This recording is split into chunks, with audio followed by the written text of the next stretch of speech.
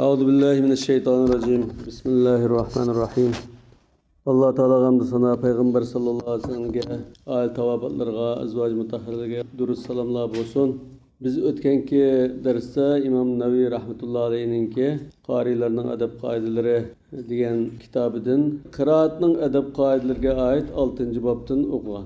Bugun shuni davomlashtiramiz, oxirini davomlashtiramiz. İmam Navi rahmetullahi alayhi deydi ma'nisini tafakkur qilish uchun bir oyatni takrorlashning mustahabligi. Qiroatning adab qoidalaridan biri oyatni tafakkur qilish uchun bir oyatni takrar o'qish deydi. Biz ilgiriki paragrafda Qur'onning ma'nisini tafakkur qilishga ilhomlantirish, tafakkur qiladigan o'rinlar va salaflarning ish izlari qatorliqlar haqida so'zlab o'tgan edik. Biz Abu Zar radhiyallohu anhudan sanadi bilan rivoyat qilamizki, u mundoq degan: Payg'ambar sallallohu alayhi vasallam bir kechasi in tu'azzibuhum fa innahum ibaduk va in taghfir lahum fa innaka antal azizul hakim. Agar ularga azab qilsang, ular sening bandalaringdir. Yani ularni xohlaganicha tasarruf qilasan. Sana hech ahadi ta'ruz qila olmaydi. Agar ularga, yani ularning ichidagi tavba qilganlarga mag'firat qilsang, sen ishingda g'olib hikmat bilan ish qilg'uchidirsan degan oyatni tong atqicha takrorlab chiqqan edi. Yani Payg'ambar sollallohu alayhi vasallam shu bir oyatni tong atqicha, yani kechaning 3dan 1da o'qigan bo'lsa, 2 soat takrorlab chiqqan. Demak, bu nimani ko'rsatadi? Bunda tafakkur qilib takrorlab o'qishning sunnat va mustahabligini ko'rsatadi. Tamim ad-Dari radhiyallohu anhu am hasiballazina ijtarahus sayyiati an naj'alahum kallazina amanu wa amilus solihati sawa'an mahyahum wa mamatuhum sa'a ma yahkumun. Yaman ish qilganlar, ya'ni gunohkor kuffarlar bizni o'zlarini iymon etgan va yaxshi amallar qilganlar bilan o'xshash qiladi deb o'ylamdi degan oyatni tong atqicha takrorlagan edi. Abbad ibn Hamza rahimahullah deydi ki, Ayşe radhiyallohu anhaning yana kirsam, "Famannallohu alayna va waqana azabas-samum." Allah bizga marhamat qildi, bizni zaharlik azobdan saqladi degan oyatni o'qiyotgan ekan. Oyatni o'qib bo'lib to'xtab, u oyatni takrorlashga va duo qilishga boshladi. Men saqlab bo'lolmay bozorga borib ishlarimni tugatib qaytib kelsam, u yana shu oyatni takrorlayotgan va duo qilayotgan ekan. Bu vaqalik Ayşe radhiyallohu anhadan rivoyat qilingan. İbn Mas'ud radhiyallohu anhu Robbi zidni ilma, ey Parvardigorim ilmimni ziyoda qilgin degan oyatni qayta o'qigan edi. Said ibn Jubayr radhiyallohu anhu vattaqu yawman turja'una fihi ilalloh, Allohning dargohiga qaytariladigan kundan qo'rqinglar. Fasawfa ya'lamun idil aghlalu fi a'naqihim was-salasilu yushabun. Ular uzun qalmay inkar qilganliklarining oqibatini bilib qoladi. U chaqda, yani do'zaxga kirganda ularning bo'yinlarida taqoqlar va zanjirlar bo'ladi. Va ma g'arraka bi robbikal karim. Seni marhamatlik Parvardigoringga osiylik qilishga nima oldidi degan oyatlarni takror o'qitdi. Zahhak lahum min fawqihim zulalun minan nari va min tahtihim zulal. Ularni ustidanmi qatmuqat o't, ostidanmi qatmuqat o't urib oladi degan oyatni tilovat qilib tong saharga qadar to'xtamay takrorlaydi. Demak, yuqoriqilar Payg'ambar alayhisalomning, ashab kiramlarning va tabiinlarning ish izlari. Oyatni tafakkur qilib takror o'qishning mustahabligini bildirdi. Qur'onni yig'lab turib o'qish. Ilgirgi 2 paragrafda salaf solihlarning Qur'on o'qiganda yig'lashga sabab bo'lgan ba'zi voqealiklarni so'zlab o'tdik. Qur'on o'qiganda yig'lash arif, ya'ni Allohning haqiqiy tunug'ichilarning sifati va Allohning solih bandalarining belgisidir. Allah deydi-ki: "Ve yakhirruna lil azqani yabkuna ve yaziduhum khushu'a." Secde ayeti. Ular yig'ilgan holda sajda qilishga yiqiladi. Qur'onni anglash bilan ular Allohga texmo yelinadi. Sajda qilib tamamlamasa. Sıradaki sajda oyati 109-oyatmi, 107-oyatmi? Yoki 3mi? 109-oyatmi yoki 107-108 bilan bildimi? Buni izlab kelinglar, topshiriq qildi. Oxirgi bir oyat sajda oyatimi yoki 3 sajda oyatlarimi? Topshiriq. Onun aldıda ve bil hakkı enzalna ve bil hakkı nazal. Kul aminu bihi ev la tu'minu bihi. Tefekkür qilsa bu mazmunlar nəhayət özünü tatib ediyor. İnsan qalbida xuşu paydo oldu. Allah'ın ulug'ligini his qiladi. Ahiretni eslaydi. Bu cho'nqur bir alayda kayfiyat keladi inson. Mesela mushu oyatlardami, mushu sura Isro'dagi mushu oyatlar ve bil haqqi anzalnahu ve bil haqqi nazal. Ve ma arsalnaka illa mubashshira ve nadhira. Sura Isro'dagi mushu oyatlar Peygamber sallallahu aleyhi ve sellem'ne Kureysh müşrikleri, özünün tuqqanları çağırtkan bir gün. Çağırtkan diken kilasen bilen bir söz işleydi, deyişeyle. Senin dadın mamı, ya amı, ya mamı. Sen bir mensap kalamsa, dünya mı, ya güzel bir ayala bremdo. Devam diken, yak bunun dadı bunun da emez. Ben fakat Allah'ın yaki iganlıkaya, tevhidke ve muhaq dinga davet qilish payg'ambarman degan unda sen payg'ambar olsan mundaq bak undaq bak deb nurg'un taklifni bergan. Masalan, maziminda shundoq bir buloq yambu'a deb baqo. Yoki osmonga shundoq chiqib bir farishtadan jinelib şey. Ha, farishtaning gapini olib baqlar. Payg'ambarlikning. Yoki mundaq qil undaq baqar. Allah Taala mo'jizalarini kafirning taklif bo'yicha undaq bergan. Ba'zi ahvolda qilishi mumkin, masalan, nima ko'rsatsa, nimani ko'rsatganmiz. Oyning yerilganligini. Qaranglamasa, doplam oyni yog'an. Keyin qatchilarni bizlashgan.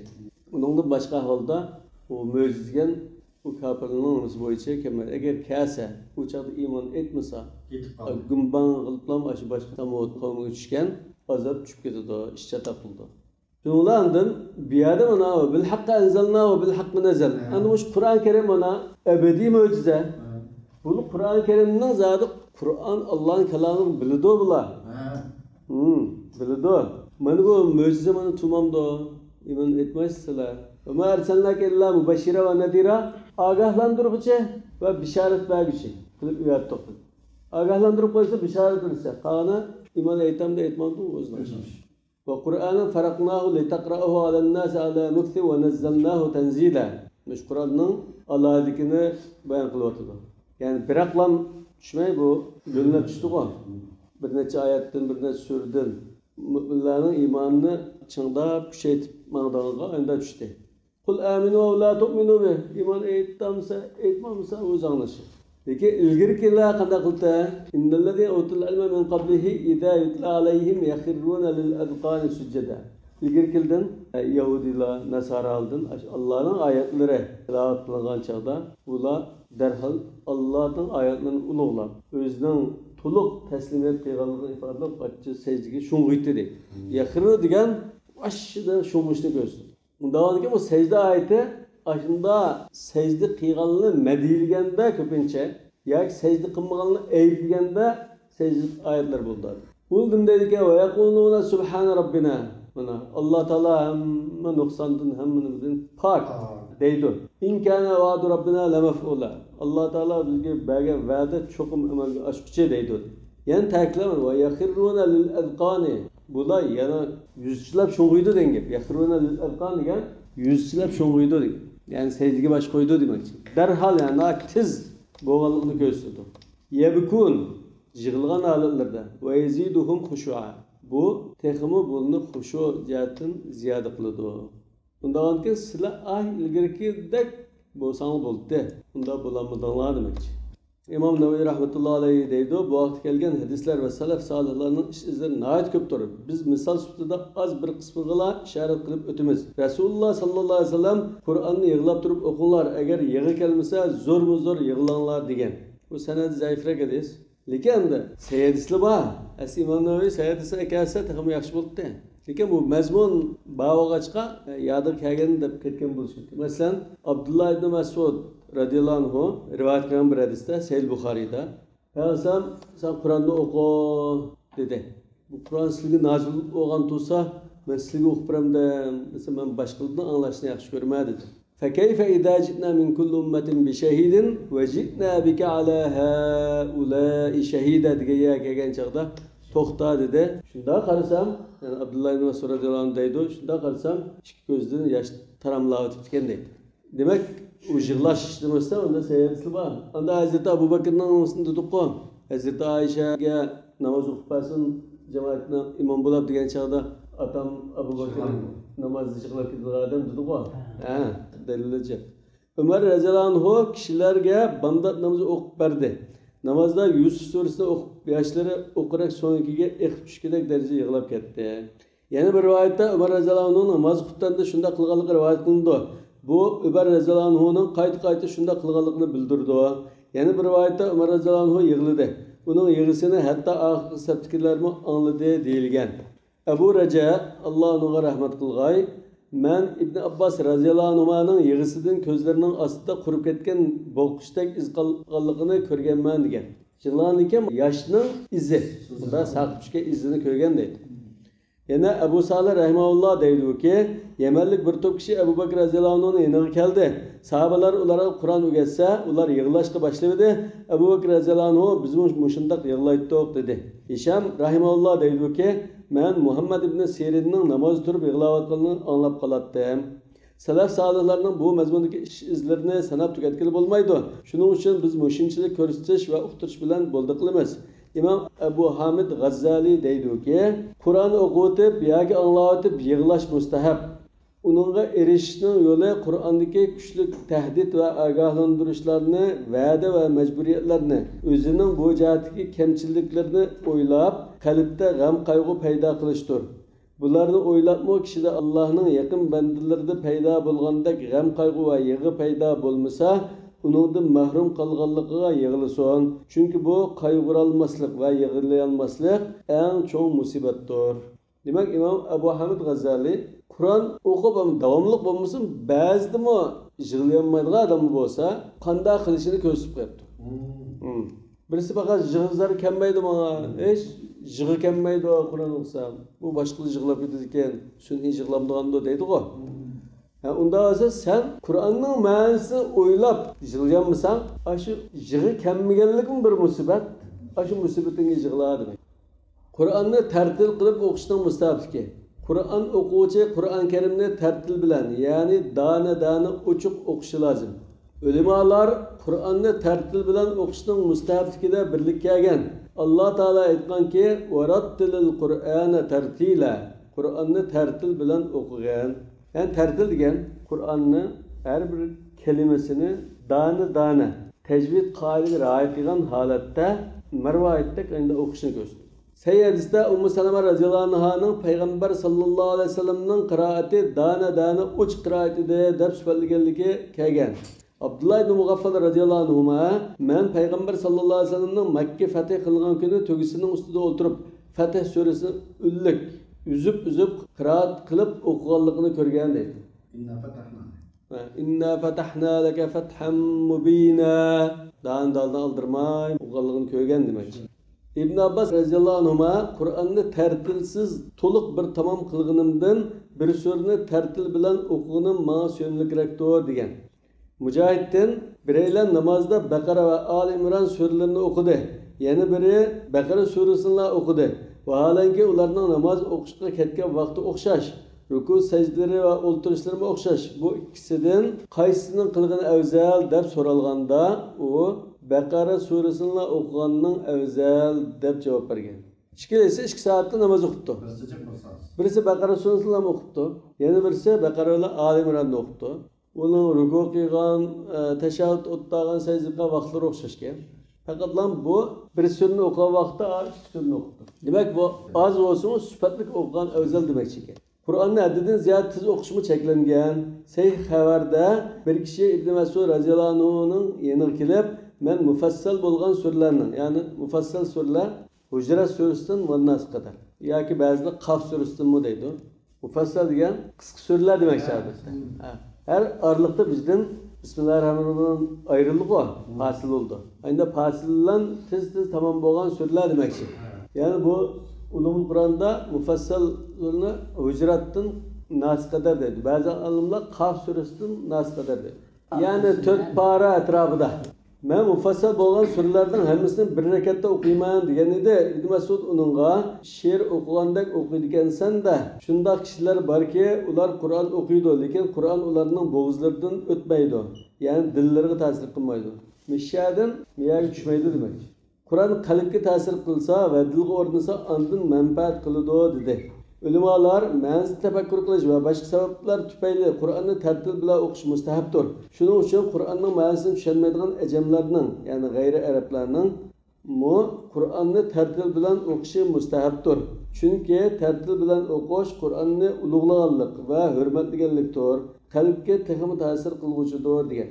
Demak, masalan, biz o'sha Uyg'urlar, arabcha bilmaydigan qari turklar, mesela arabcha bilsak, bu ma'nosini tushunganlikdan biz tafakkur qilib o'qisak, ammo biz qari turk tursak, ma'nosini tushunmasak, oldirmay tafakkur qilib o'qiylik, unda o'qiyolmasak shu desa, shunda demasa oldirmay dana o'qiysa, bu Qur'onni hurmatlaganlik yani.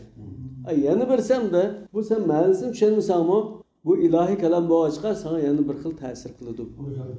Shunga ingliz tilimi, yevropalikmi Qur'onni faqat o'qimaydigan birisi masalan Qur'onni tunji qatim anglasa, ashundan ta'sirini qiladi bor. Anda yana birisini aytsa, Payg'ambarga ajda buyruq Alloh taolo varattil Qur'onni tartila. U buyruq shu bizga buyruq. Payg'ambar shunda o'qigan, Payg'ambarning sunnati, undan Allohning buyruqini ijro qilish. Peygamber sallallahu aleyhi ve sellem'in sünnetini tutuş ve Kur'an'ı ulug'lash şartın shunda o'qish kerak. Yani ma'nosini tushunmaydigan qaldimi? Mazmuniga qarab munosabatli oyatlarni o'qiganda tasbih aytish, panohlik tilash va duo qilishning mustahabligi. Masalan, mazmuniga qarab fasabbih bihamdi deb o'qisak, subhanalloh deb o'qiymiz. Jannatning o'zi, ey Alloh jannatni ato qilsa deymiz. İnni eselke cennet. Mesela do'zaxni men panohlik tilayman deymiz. Endi savolda mesela Aleyhissallahu bi ahkamil hakimin desa, bala deymiz. Mesela imom o'qidi. Aleyhissallahu bi ahkamil hakimin. Bala. Allah shunda hakimlarning eng avzili emas bo'lsa, yo'q shunda aytamiz. Mesela fa bi ayyi rabbikuma tukazziban la nukazzibu bi ayatik.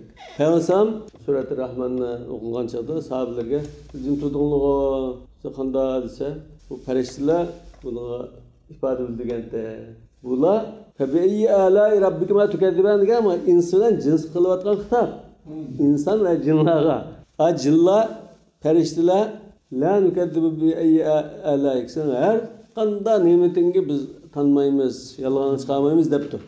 İnsanlar jim turgan gap. Şo'lan adab saqlab. Sinimda danglar deb o'rgatgandeklar. Bundan ki şu mazmunni qarab bir ifade bildirsa, panohlik qilsa, duo qilsa, tasbih etsa bo'ldi demoqchi men ko'pchilik ulamolarning qarashi. Qur'on o'quvchi rahmat oyatini o'qisa, Allohning fazlidan tilishi. Azab oyatlarini o'qisa, Allohumma inni as'aluka al-afiya. Ey Alloh, aman esanlik tilayman. O'z panohingda saqla deymiz-ku. Yoki as'aluka el-eman min kulli makruh. Yani cimi yamanlıklardan aman kılışını tilayman deb yamanlıklardan yoki azaptan panoh tilishi, Allohni paklash oyatlardan o'tsa, subhanahu va taala Alloh ayb nuqsonlardan pokdir va buyukdir deb yoki tabaraka va taala Alloh ulug' va buyukdir deb yoki jallat azamat robbina Parvardigorimiz bek buyukdir deb Allohni ulug'lashi mustahabdir. Sayyid istikilişçe Hüzeyfe radıyallahu anhu deydi ki ben bir gecesi Peygamber sallallahu aleyhi ve sellem bilen birge namaz okudum. O zat Bakara suresini başladı. Resulullah 100 ayet okup ruku kılıdı deb oyladım. Ama ruku kılmadı. Bakara'nı tüketip bolganda ben emdi ruku kılıdı deb oylasam onundan ötüp Nisa'nı tüketti. Ondan keyin Ali İmran'ı okup tüketti. Peygamber sallallahu aleyhi ve sellem ayetlerini aldırmayı tertil bilen okuydu. Tesbihga munosabatli oyatlar o'tsa, tasbih aytadi. Tilashga munosabatli oyatlar o'tsa, Allohning fazlini tilaydi. Panoh tilashga munosabatli oyatlar o'tsa, panoh tilaydi. U vaqtlarda Nisa surasi rad tartibda Ali Imron surasining oldida dedi. Keyingi vaqtda Nisani Ali Imronning oldida qo'yinglar deb ko'rsatgan bo'lsa kerak. Demak, shunda uzun o'qib ham uzun o'qigandimi, har bir mazmunni qarab turib, shunga loyiq bir duo qilib bunda ma'nopti. Yani bu qanday namoz deydi? Tahajjud namoz. Şafii ustozlarimiz Allohga iltijo qilish, panoh tilash va tasbih aytishlar namozning ichida bo'lsin, yoki sirtida bo'lsin, imom bo'lsin, yoki iqtido qiluvchi bo'lsin, yoki yolg'iz namoz o'quvchi bo'lsin, har bir Qur'on o'quvchi uchun o'xshashlar mustahabdir. Chunki bular duodir. Barliq kishilarning Fatihadan keyin amin deyishi mustahab bo'lgandek, bu ishlarmi ularning hammasiga mustahabdir deydi. Yani bu yerda qiyas. Dalin dese aqtuğa adam amin deymiz go. Bazı alimler imam mı deydi. Nanki bu dua mı? Dua. Ma tecrüde ma ayetler başka ayette tesbih etsek, dozaqdan panoh dilsek bu dua mı? Masma o'xshash. Ma'nının dalilan. Qiyas qilamiz. Biz so'zlab o'tgan Qur'on o'qiganda iltijo qilish, panoh tilash mustahab degan qarash bo'lsa, İmam Şafii ve köpçülük ulemalarining qarshidir. Yani Şafii mazhabining emas, boshqa köpçülük ulemalarining qarshi. İmam Abu Hanifa rahimahullah mustahab emas, balki namozda makruh deb qaraydi. Hamda Hanafi mazhabida zada qanday demoqchi? Namozda deganda kechilik tahajjud namozmi yo farz namozmi nima desa, Hanafi olimlarda İmam Marg'inani, Hidoyatning muallifi deydi-ki, İmam qo'rqitish yoki qiziqtirish oyatlarni o'qisa, jamoat shuk turib tinchaydi deydi. İmam Kamal ibn Humam aytdi, ya'ni bu Hidoyatning sharhini qilgan ulamo, Fathul Qadir degan sharhini. Chunki Alloh Qur'onni tinshigan kishiga rahmat qilishni va'da qildi. Allohning va'dasi haqdir. Alloh Qur'on Karimda mundaq deydi: Allohning rahmatiga erishinglar uchun Qur'on o'qilsa diqqat bilan anglanglar va jim turinglar. Kur'an okulsa kulak salmay dua kılgan kişinin duasının cezmen icabet buludu, digil bulmaydı. Şunundak imam mı perz namazı bolsun ya ki nafil namazı bolsun, kıraatin başka iş bilen meşgul bolsa bulmaydı. Yalnız namaz okulan kişi mi perz namazı şunda kılıdı. Ama nafil namazda cennet tılgı elinse cennetine tilise, dozak tılgı elinse dozaktan panah tilisi buludu. Depti. İmam Kemal ibn Humam. Yani bu Hanefi mezhebinin karşına Kur'an okulsa tinchab shuk turinglar degan amirlar bo'lg'achqa, fastamiyullahu va ansitu bo'lg'achqa jim tursa, nafl namozda bo'lsa mayli debdi. Lekin mushun aloqador Sahih Buxoriy degan hadisda shu Hazrati Abu Bakrni imom bo'lsin deb Rasululloh sakratishni buyurdi-ku. İmam bo'ldi. Payg'ambar fardan qayrab musulmonlar birdek jamoat ulab Abu Bakr iqtidorli namoz o'qiganda kulimsirdi, qo'shilib. Yani mendeki imam da men kesamı bulan cemaatçilik, birlik, beraberlik ichida bo'g'dak debdim. Ondan sal yaxshi bo'libdi. Necha qatimlik suv to'kanida sal mavdu paydo bo'lganda ikki tarafidan yo'lab, puti bunda so'rilib, ya'ni jijigandek manda Hazrati Ali bilan Ibn Abbas ikkilan yo'lab chiqqan lekin kishilar qanday qildi? Rasulullohning chiqqanini ko'rgan jamoatning endi o'tgandan keyin ko'rib Çavak çaldı cemaat. Biz bana çavaktan hükmünü mü dedik o? Çavak çaldı. Çavak burun aslında atın. Erle beraber ahvallı olsa namazda çavak çaldı. Kim? Erle çaldı. Kim? Erle tesbih ettiğin ayallah çavak çaldığını özgerken. Çavak çalgandan keyin bu Hazreti Abu Bakr namazda çıkanda uyanmayan qarmay o'qiydigan zat bo'lg'achqa diqqat qilmadi.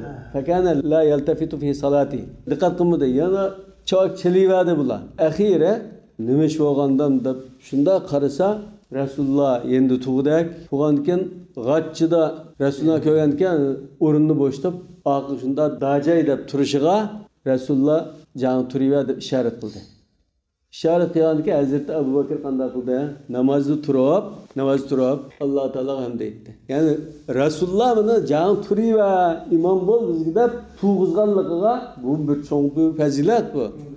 Allah Teala'nın farz namazda hamd etdi-ku dedi. Yani ki bu adım köpçülükning qarshisi delil bo'ladi mı? Delil bo'ldi. Farz namaz hamd etdi. Qur'on o'qilmasmi? Shu ahvol qarta hamd etdi.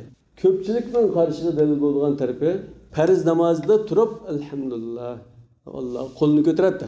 Daga qo'lni ko'tarsa bo'lmaydi degan lo'g'o. Qo'lni ko'tarib hamd etdi. Undan keyin shunda hisi bo'ladi degan mazmun chiqdi. Yani Şafii mezhebinden veya köpçülük alimine karşı şunu güçlük çıkdı. Vallahu a'lamu bis-savab. Subhanakallahumma bihamdik. Eşhedü en la ilahe illa ent. Estağfiruke ve etûbü ileyk.